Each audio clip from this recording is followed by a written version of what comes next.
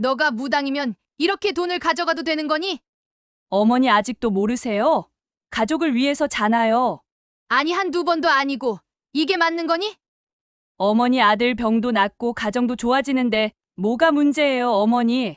일 조심스런 안도. 그날 밤 제가 본 건 정말 우연이었을까요? 아니면 운명이 제게 보낸 경고였을까요? 새벽 2시 반이었어요. 평소라면 곤히 잠들어 있을 시간인데 이상하게 목이 말라서 잠이 깼어요. 부엌으로 물을 마시러 가다가 아들 방에서 새어나오는 희미한 불빛을 봤어요. 문틈 사이로 보이는 장면에 저는 그만 숨이 멎는 줄 알았어요. 아들이 바닥에 쓰러져 있었거든요. 심장이 쿵 하고 내려앉았어요. 맨발로 뛰어가 문을 벌컥 열었는데 그 순간 며느리가 저를 돌아봤어요. 놀랍게도 그녀의 표정은 너무나 침착했어요. 마치 이런 일이 처음이 아닌 것처럼요. 어머님 놀라지 마세요. 또 어지럼증이 와서 쓰러졌는데 지금 의식을 치르고 있어요.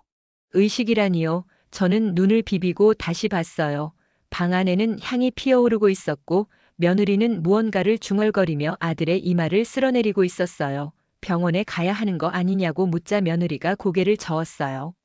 병원은 이미 다 다녀봤잖아요. 원인을 못 찾는다고 했고요. 제발 오늘만 믿어주세요. 저는 그 순간 며느리의 눈에서 뭔가를 봤어요. 절박함이었을까요? 아니면 다른 무언가였을까요? 지금 생각해보면 그때 제가 본 건 계산된 연기였던 것 같아요. 하지만 그때는 몰랐어요. 바닥에 쓰러진 아들만 보였으니까요. 신기하게도 향 연기가 방 안을 가득 채우자 아들의 호흡이 안정되기 시작했어요. 창백했던 얼굴에 혈색이 돌아왔고요. 며느리는 계속해서 무언가를 중얼거렸어요. 저는 그저 멍하니 지켜볼 수밖에 없었어요. 마치 시간이 멈춘 것처럼요. 30분쯤 지났을까요? 아들이 눈을 떴어요. 엄마 왜 여기 있어? 아무 일 없었다는 듯 일어나 앉는 아들을 보며 저는 안도의 한숨을 쉬었어요. 하지만 동시에 등골이 서늘해졌어요. 이게 정말 우연일까요? 의학적으로 설명이 안 되는 일이 이렇게 쉽게 해결될 수 있을까요? 며느리가 조용히 방을 정리하는 동안 저는 구석에 놓인 물건들을 흘끔 봤어요.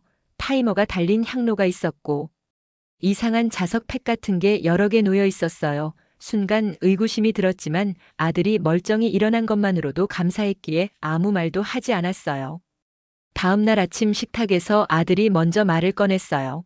엄마 어제 일은 비밀로 해줘. 회사에 알려지면 곤란해. 저는 고개를 끄덕였어요. 하지만 마음 한구석이 불편했어요. 마치 제가 모르는 무언가가 이 집에서 일어나고 있는 것 같았거든요. 며느리는 평소처럼 아침을 차렸지만 그녀의 손놀림이 유독 빨라 보였어요. 뭔가 급한 일이 있는 것처럼요. 편의점으로 출근하면서도 계속 어젯밤 일이 떠올랐어요. 정말 며느리의 의식 때문에 아들이 나아진 걸까요? 아니면 단순한 우연의 일치였을까요? 계산대에 앉아 있는데 문득 며느리가 병원 다녀봤다고 했던 말이 생각났어요. 정말 다녀본 건지 확인하고 싶어졌어요. 그날 오후 집으로 돌아가니 며느리가 무언가를 태우고 있었어요. 어머님, 이건 아들을 위한 거예요. 매일 해야 해요. 연기 속에서 이상한 냄새가 났어요. 약초 냄새 같기도 하고 화학약품 냄새 같기도 했어요. 그때 며느리의 핸드폰이 울렸고 그녀가 급히 나가면서 태우던 종이를 그대로 두고 갔어요. 저는 호기심에 가까이 가서 봤어요. 타다 만 종이에는 숫자들이 빼곡히 적혀 있었어요. 통장 잔고처럼 보이는 숫자들이었죠. 그 옆에는 제 건물 주소가 적혀 있었고요. 순간 섬뜩했지만 혹시 제가 오해하는 건 아닐까 싶어 모른 척했어요. 저녁이 되자 아들이 또 어지럼을 호소했어요. 이번엔 더 심해 보였어요. 며느리가 서둘러 준비를 시작했고 저는 이번엔 처음부터 지켜봤어요. 향을 피우고 자석을 특정 위치에 놓고 타이머를 맞추는 모습이 마치 정교한 연극 무대를 준비하는 것 같았어요. 엄마 며느리 말 좀 믿어줘. 나도 처음엔 의심했는데 정말 효과가 있어. 아들의 간절한 눈빛에 저는 할 말을 잃었어요. 내 아들이 저렇게 애원하는데 어떻게 의심할 수 있겠어요. 하지만 머릿속 어딘가에서는 계속 경보음이 울리고 있었어요. 뭔가 잘못되고 있다고 이건 정상이 아니라고요. 의식이 끝나고 아들이 안정을 찾자 며느리가 제게 다가왔어요. 어머님, 제가 하는 일 이상하게 보실 수도 있어요. 하지만 전 정말 아들을 살리고 싶어서 하는 거예요. 그녀의 눈에는 눈물이 맺혀 있었어요. 연기였을까요? 진심이었을까요? 지금도 잘 모르겠어요. 다만 그때 제가 느낀 건 막연한 불안감이었어요. 폭풍 전의 고요함처럼 뭔가 큰 일이 곧 일어날 것 같은 그런 느낌이요. 그런데 이게 시작에 불과했습니다. 진짜 충격적인 일은 다음 날부터 시작됐거든요. 이 불길한 거래의 시작. 다음 날 아침 제 통장에 5만 원이 입금됐어요. 보낸 사람은 며느리였어요. 어머님, 어제 도와주신 거 감사해서 작은 성의예요. 받아주세요. 작은 성이라니요. 저는 그 돈을 보며 묘한 기분이 들었어요. 마치 제가 공범이 된 것 같은 그런 불편함이요. 침묵을 산 대가처럼 느껴졌거든요. 하지만 며느리의 환한 미소를 보니 제가 너무 의심이 많은 건가 싶기도 했어요. 그런데 점심 무렵 아들이 찾아왔어요. 평일 낮에 회사도 안 가고 왜 왔냐고 물으니 잠깐 쉬는 시간이라며 둘러댔어요. 뭔가 할 말이 있는 것 같은데 계속 머뭇거리더라고요. 커피를 2잔이나 마신 후에야 입을 열었어요. 엄마 금고 열쇠 하루만 빌려줄 수 있어. 중요한 서류 좀 넣어둬야 해서. 금고 열쇠요. 제 심장이 쿵 내려앉았어요. 그 금고엔 제 전 재산이나 다름없는 건물 등기부와 통장들이 들어있거든요. 아들 눈을 똑바로 보니 시선을 피하더라고요. 마치 거짓말하는 아이처럼요. 무슨 서류인데 우리 금고에 넣어야 하니? 아들은 대답 대신 며느리를 불렀어요. 며느리가 서류 봉투를 들고 나타났는데 봉투가 이상하게 두꺼워 보였어요. 그리고 봉투 끝에 빨간 도장이 찍힌 종이가 살짝 보였어요. 제 직감이 경보를 울렸어요. 이건 단순한 보관이 아니라고요.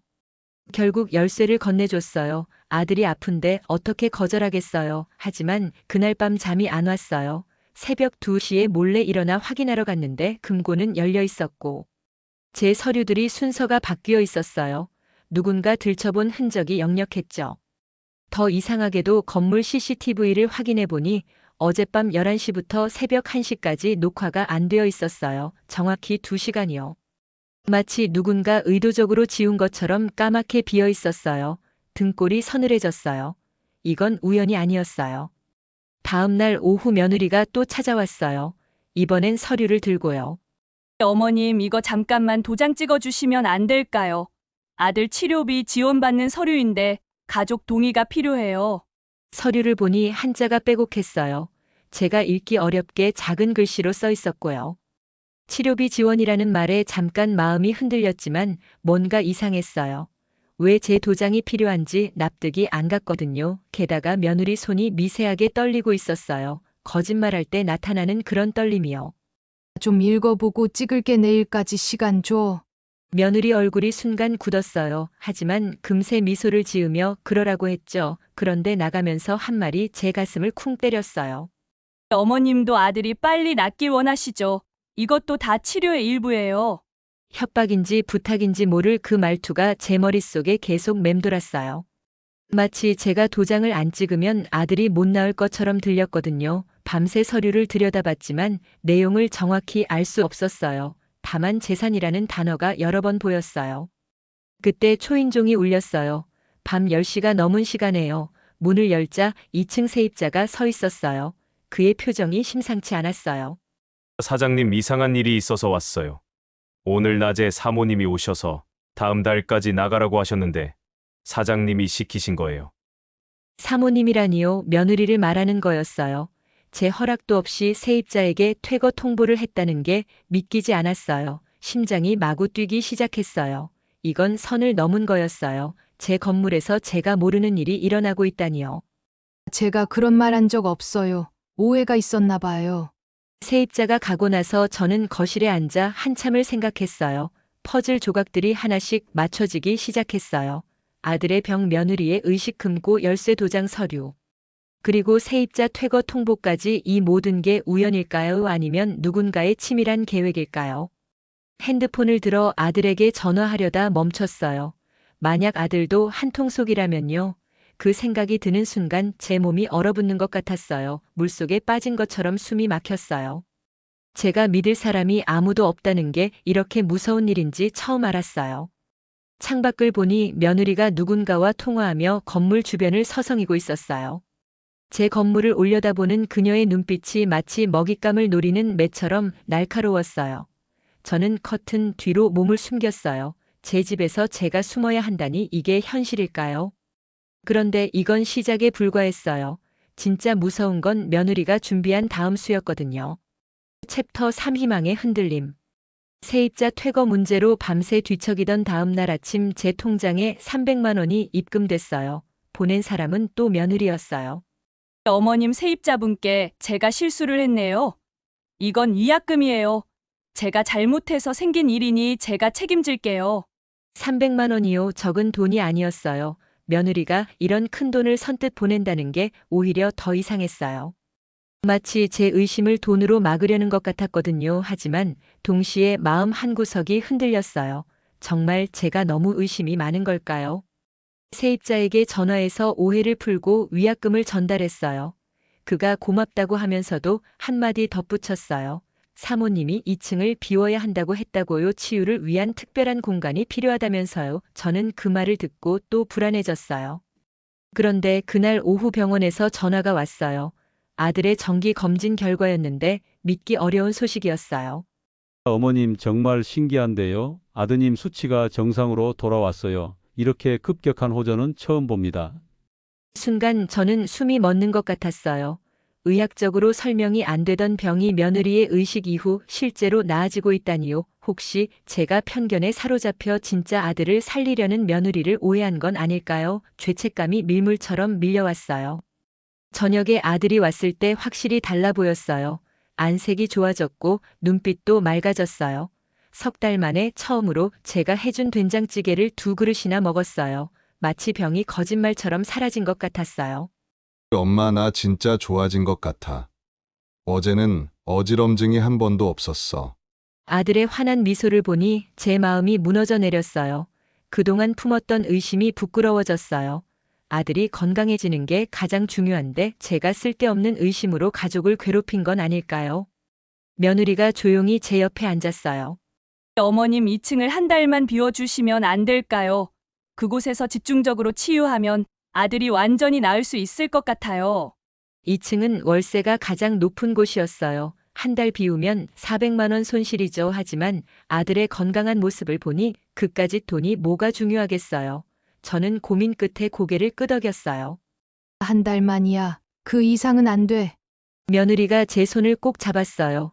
그 손이 따뜻했어요. 처음으로 며느리가 진심으로 고마워하는 것 같았어요. 어쩌면 제가 너무 각박하게 세상을 봤던 건지도 모르겠어요. 그날 밤 아들 방에서 웃음소리가 들렸어요.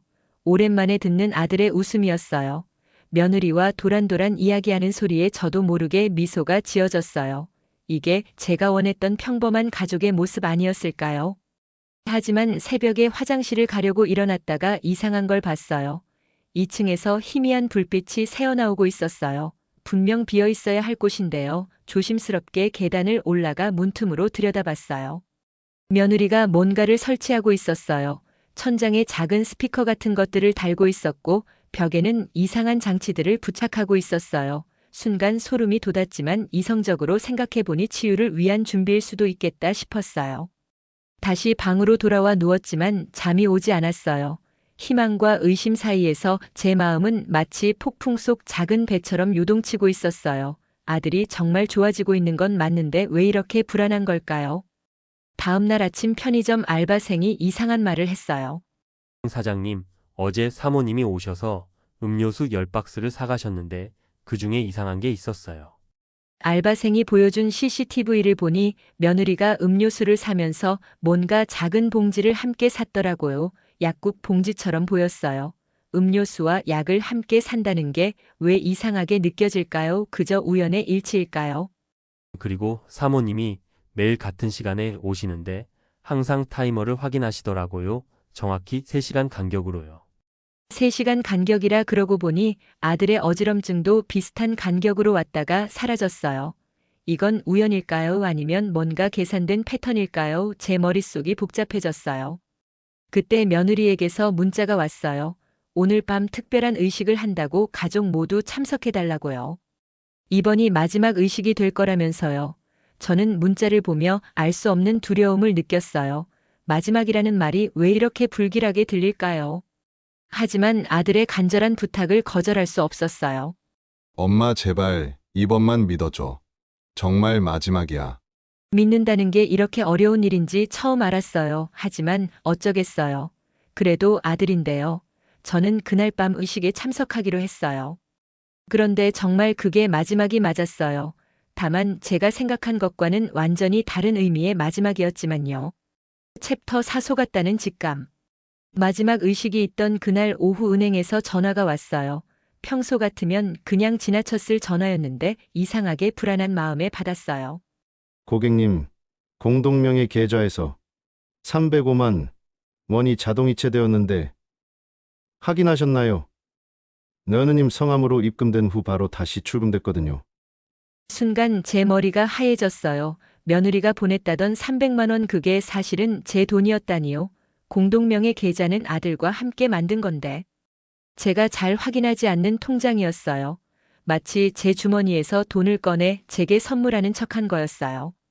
손이 떨렸어요. 분노보다 먼저 온 건 수치심이었어요. 제가 얼마나 어리석었는지 깨달았거든요. 300만 원에 감동해서 며느리를 좋은 사람이라고 믿으려 했던 제 자신이 한심했어요. 은행원은 더 충격적인 말을 이었어요. 최근 들어 이상한 입출금이 반복되고 있다고요.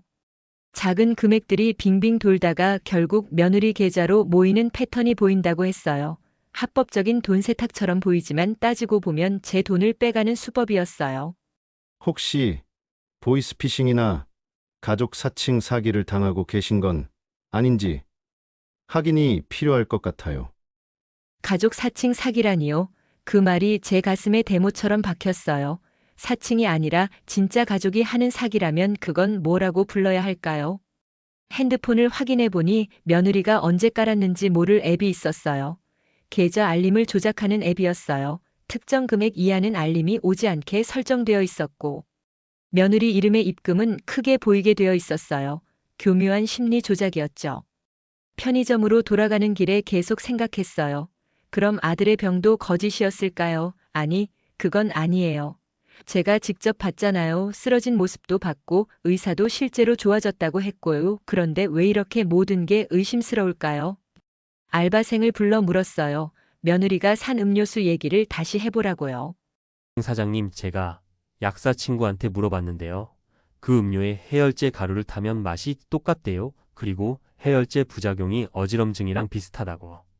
해열제요. 갑자기 퍼즐 조각이 맞춰지는 느낌이었어요.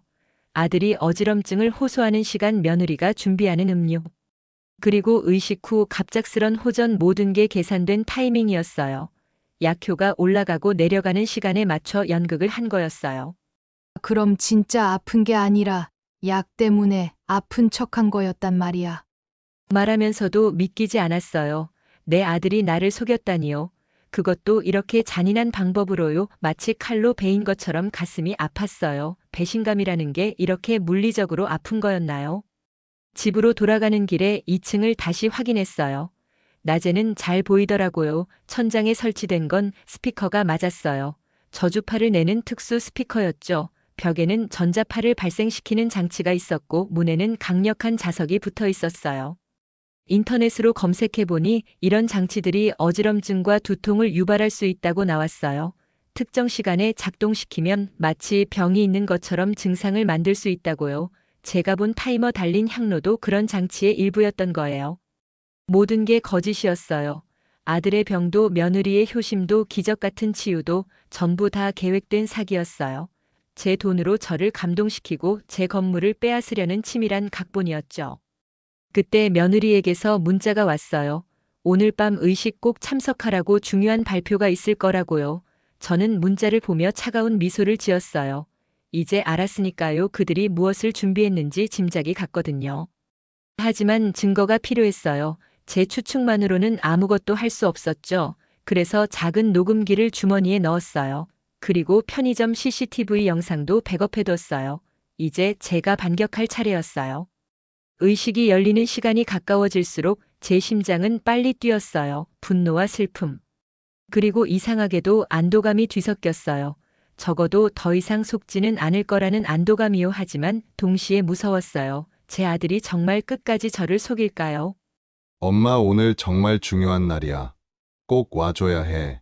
아들 목소리가 평소와 달랐어요. 뭔가 초조해 보였죠. 아마 오늘이 그들 계획의 마지막 날인가 봐요. 저는 차분히 대답했어요. 꼭 가겠다고요. 하지만 제 마음은 이미 전쟁 준비를 하고 있었어요. 그런데 제가 모르는 게 하나 더 있었어요. 그들이 준비한 마지막 한 수가 남아 있었거든요.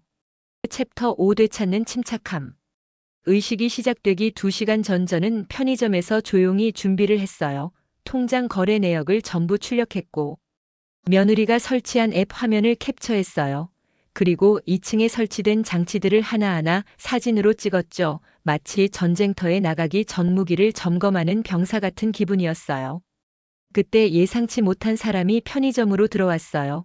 우리 건물 3층 세입자 박 선생이었어요. 은퇴한 경찰 출신이죠. 사장님 요즘 이상한 일이 많죠. 2층에서 이상한 소리가 나고 전기 사용량도 비정상적으로 늘었어요. 그가 건넨 종이를 보니 깜짝 놀랐어요. 전기 사용량 그래프였는데 특정 시간대에 급격히 치솟았다가 떨어지는 패턴이 반복되고 있었어요. 정확히 아들이 아프다고 했던 시간대와 일치했죠. 그리고 어제 새벽에 봤는데 누군가 전기 차단기를 만지더라고요. CCTV가 꺼지는 시간도 그때와 일치해요.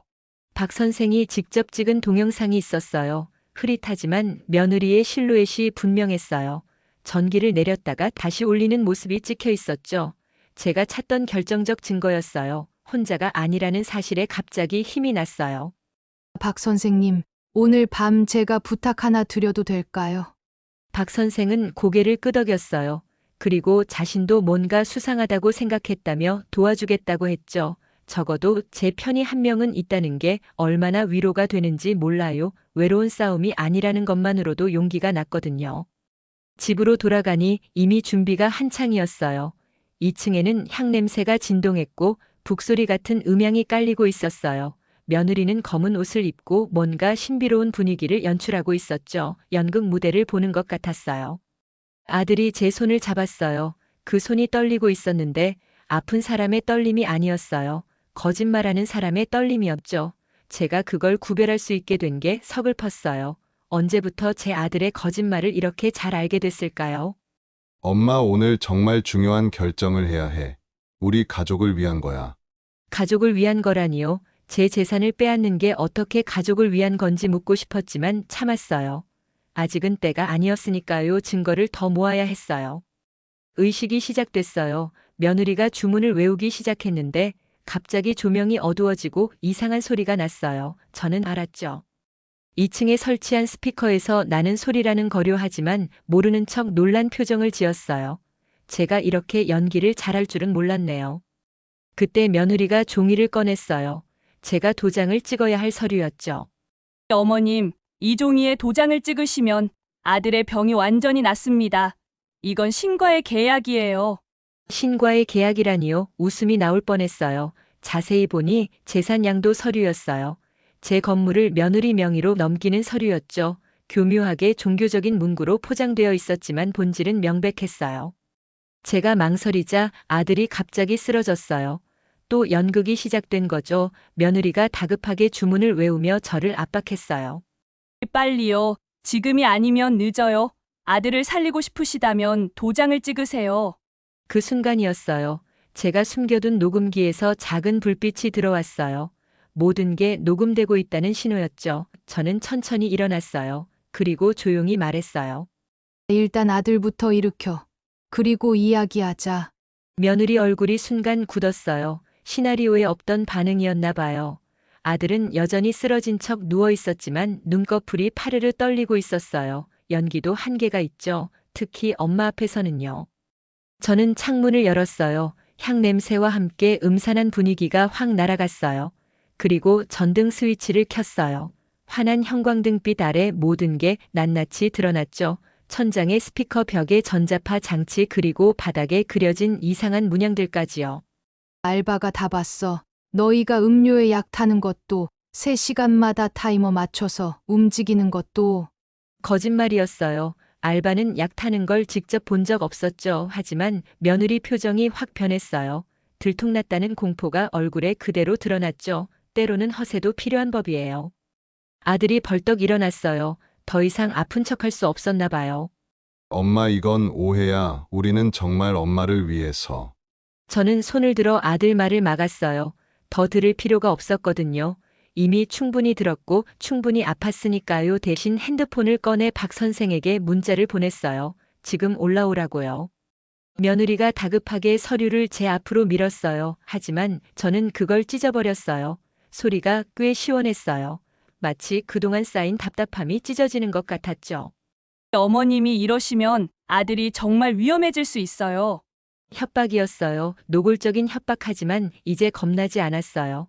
왜냐하면 제가 가진 무기가 더 강력했거든요. 통장 내역 사진 증거 그리고 녹음까지요. 그때 박 선생이 들어왔어요. 뒤에는 또 다른 사람이 있었는데 박 선생이 아는 현직 경찰이었어요. 그제야 진짜 공포가 누구 얼굴에 떠오르는지 알 수 있었어요. 챕터 6 모욕과 몰아내기. 경찰이 도착했지만 며느리는 전혀 당황하지 않았어요. 오히려 더 당당해졌죠. 마치 이것까지 계산한 것처럼요. 어머님이 경찰까지 부르시다니 저희가 뭘 잘못했다고 이러세요. 아들 병 낫게 해드리려고 노력하는 게 죄인가요? 그녀의 연기는 완벽했어요. 눈물까지 글썽이며 억울한 며느리 역할을 해냈죠. 경찰도 난감한 표정이었어요. 가족 간 재산 문제는 개입하기 어렵다면서요. 명확한 사기 증거가 없으면 민사 문제라고 했어요. 그때 며느리가 충격적인 행동을 했어요. 갑자기 문을 활짝 열고 복도로 나가더니 큰 소리로 외쳤어요. 이웃 여러분, 우리 어머님이 며느리가 재산 노린다고 오해하세요. 잠깐만 들어주세요. 순식간에 사람들이 모여들었어요.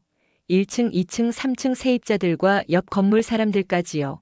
저는 그 순간 얼굴이 화끈거렸어요. 마치 공개 재판을 받는 죄인이 된 기분이었죠. 며느리는 준비한 듯 유창하게 말을 이어갔어요. 아들 병간호에 지친 며느리 이야기, 시어머니의 의심과 냉대, 그리고 오늘 경찰까지 불러 모욕을 준 일까지요. 사실과 거짓이 교묘히 섞인 그 이야기에 사람들은 혀를 찼어요. 저를 보는 눈빛이 차가워졌죠. 더 충격적인 건 며느리가 편지를 꺼낸 거였어요. 제가 10년 전에 아들에게 쓴 편지였는데 금고에 보관하던 거였어요. 어떻게 그걸 가져왔는지 며느리는 그 편지를 읽기 시작했어요. 들어보세요. 어머님이 쓰신 편지예요. 아들아, 엄마 건물이 내 것이 될 때까지 건강해야 한다. 이게 진짜 마음이신 것 같아요. 편지 내용은 문맥을 완전히 비틀어 해석한 거였어요. 저는 아들이 건강하게 자라서 언젠가 제 뒤를 이어받길 바라는 마음으로 쓴 건데 마치 제가 재산만 중요하게 여기는 사람처럼 만들어버렸어요. 사람들의 수군거림이 커졌어요. 누군가는 며느리가 불쌍하다고 했고 누군가는 요즘 노인들이 너무 재산에 집착한다고 했어요. 제 30년 세입자도 고개를 저으며 실망한 눈빛을 보냈어요. 순간 제가 악인이 된 것 같았어요. 그만해, 제발 그만해. 목소리가 떨렸어요. 분노인지 수치심인지 구분이 안 갔어요. 하지만 며느리는 멈추지 않았어요. 오히려 무릎을 꿇었어요. 모인 사람들 앞에서요. 어머님, 제발 아들을 위해 한 번만 믿어주세요. 저는 정말 이 가족을 지키고 싶어요. 완벽한 연출이었어요. 무릎 꿇은 며느리와 매정한 시어머니 구도가 완성됐죠. 그때 아들이 나섰어요. 제 아들이 저를 배신하는 순간이었어요. 엄마, 제발 그만 좀 해. 왜 이렇게까지 하는 거야? 그냥 잠깐만 도장 찍으면 되는 거잖아. 잠깐만이라는 말이 비수처럼 꽂혔어요. 마치 제가 별것 아닌 일로 난리를 피우는 것처럼 만들었죠. 그리고 아들이 서류를 다시 꺼냈어요. 이번엔 다른 서류였어요. 이건 임시 위임장이야. 병 나을 때까지만 잠깐 맡기는 거야. 나으면 다시 돌려준다고 약속할게. 거짓말이라는 걸 알았어요. 한 번 넘어간 재산은 돌아오지 않는다는 것도요. 하지만 모인 사람들은 그게 합리적인 제안처럼 보였나 봐요. 다들 저를 설득하기 시작했어요. 그냥 도장 찍으라고 가족끼리 왜 그러냐고요. 그 순간 제 핸드폰이 울렸어요. 모르는 번호였는데 받아보니 대출 회사였어요. 고객님 신청하신 건물 담보, 대출 사전 승인됐습니다. 서류만 제출하시면. 전화를 끊었지만 이미 늦었어요. 며느리가 제 명의로 대출까지 준비했다는 걸 알았으니까요. 아마 제가 도장을 찍는 순간 대출을 실행하고 건물을 넘길 계획이었겠죠. 치밀함에 소름이 돋았어요. 사람들이 점점 더 가까이 몰려들었어요. 마치 제가 퇴로를 차단당한 것 같았죠. 숨이 막혔어요. 내 집인데 내가 구석에 몰린 쥐가 된 기분이었어요. 며느리는 여전히 무릎을 꿇고 있었고 아들은 제 팔을 잡았어요. 엄마 이렇게 나오면 정말 끝이야. 가족 끝이야. 협박이었어요. 노골적인 협박하지만 사람들 눈에는 간절한 아들의 부탁으로 보였겠죠. 저는 천천히 아들 손을 뿌리쳤어요. 그리고 한 발 한 발 뒤로 물러났어요. 현관문까지요. 나는 도장 안 찍어. 절대로 안 찍어. 문을 열고 나왔어요. 내 집에서 쫓겨나듯 나왔죠. 뒤에서 며느리의 울음소리가 들렸고 사람들의 수군거림이 커졌어요. 누군가는 저를 욕했고 누군가는 혀를 찼어요. 마치 제가 죄인이 된 것 같았어요. 밖은 춥고 어두웠어요. 주차장에서 멍하니 서 있는데 눈물이 났어요. 서러웠어요. 내 집에서 쫓겨나고 내 아들에게 배신당하고 모든 사람에게 손가락질 받는 이 상황이요. 그때 제 입에서 나온 말은 이거였어요. 오늘로 끝이다. 이제 전부 켠다. 무엇을 켤 건지는 저만 알고 있었죠. 복수의 시간이 온 거예요. 챕터 7 뒤집을 카드 공개. 주차장에서 한참을 울었어요. 그러다 문득 정신이 번쩍 들었죠. 울고만 있을 때가 아니었어요. 저에겐 아직 보여주지 않은 카드가 있었으니까요. 편의점으로 돌아가니 알바생이 걱정스런 얼굴로 기다리고 있었어요. 사장님, 제가 뭐든 도와드릴게요. 아까 그 소동 다 봤어요. 너무하더라고요. 저는 알바생에게 노트북을 켜달라고 했어요. 그리고 제가 모아둔 파일을 하나씩 열었어요. 첫 번째는 CCTV 영상이었어요. 복도 카메라에 숨겨둔 비밀 카메라 영상이었죠. 화면에는 놀라운 장면이 담겨 있었어요. 새벽 시간 며느리가 전기 차단기를 내리는 모습. 그리고 그 시각 정확히 건물 CCTV가 멈춘 기록 타이머를 맞춰놓고 2층으로 올라가는 모습까지 전부 찍혀 있었어요. 마치 범죄 다큐멘터리를 보는 것 같았죠. 두 번째 파일은 음성 녹음이었어요. 며느리와 아들이 나눈 통화 내용이었는데 제가 우연히 녹음하게 된 거였어요. 편의점 카운터 밑에 깜빡하고 켜놓은 핸드폰이 다 담았더라고요. 녹음 속에서 며느리 목소리가 들렸어요. 엄마한테 어떻게 약 먹이는지 아냐고, 음료에 타면 된다고, 3시간마다 정확히 해야 한다고, 그래야 의식 시간이랑 맞춰서 효과가 있는 것처럼 보인다고요. 저는 이 녹음을 들으며 다시 한번 가슴이 무너졌어요. 하지만 이제는 슬픔보다 분노가 컸어요.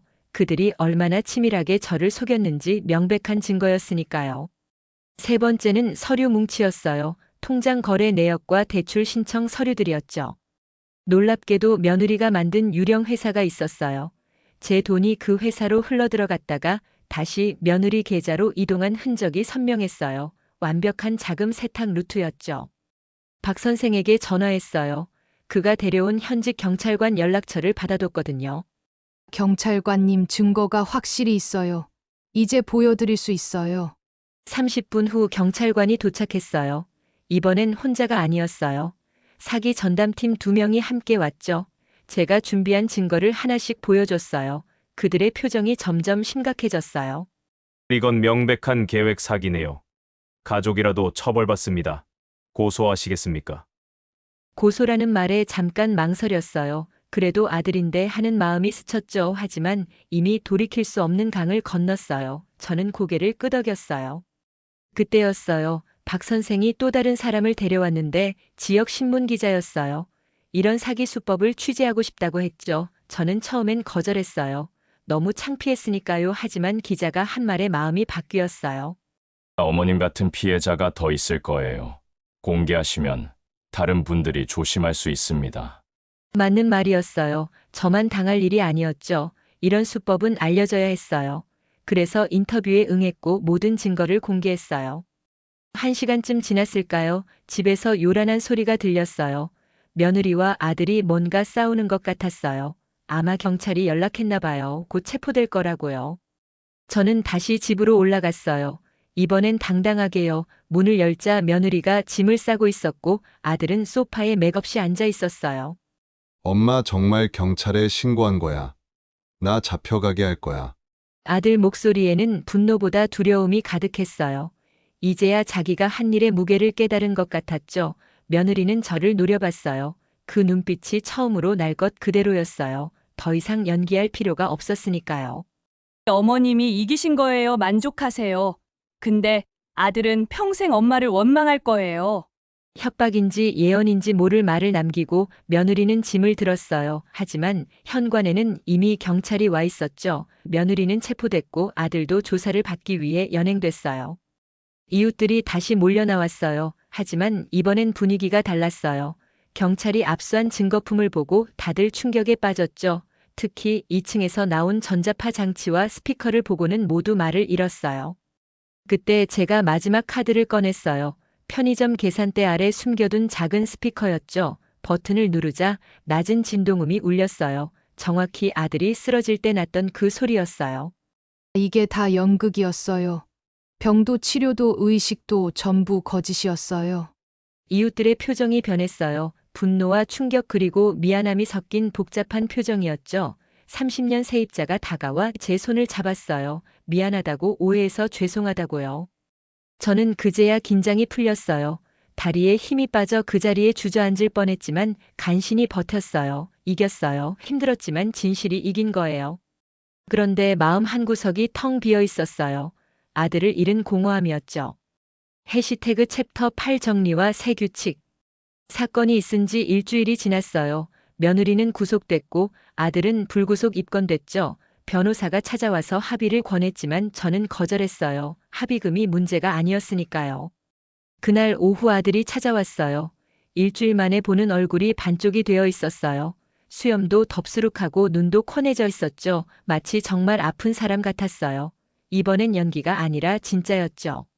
엄마 정말 미안해. 내가 미쳤었어. 용서해줘. 무릎을 꿇었어요. 며느리가 했던 것처럼요. 하지만 느낌이 달랐어요.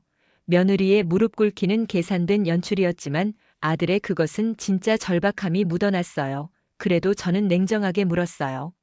왜 그랬니? 도대체 왜 엄마한테 그런 짓을 한 거야? 아들이 울기 시작했어요. 어렸을 때 이후 처음 보는 아들의 눈물이었죠. 그가 털어놓은 이야기는 충격적이었어요. 사업 실패로 빚이 3억이나 있었다는 거예요. 며느리가 해결책을 제시했고 그걸 따랐다고요. 처음엔 그냥 돈 좀 빌리는 거였어. 그런데 점점 커졌어.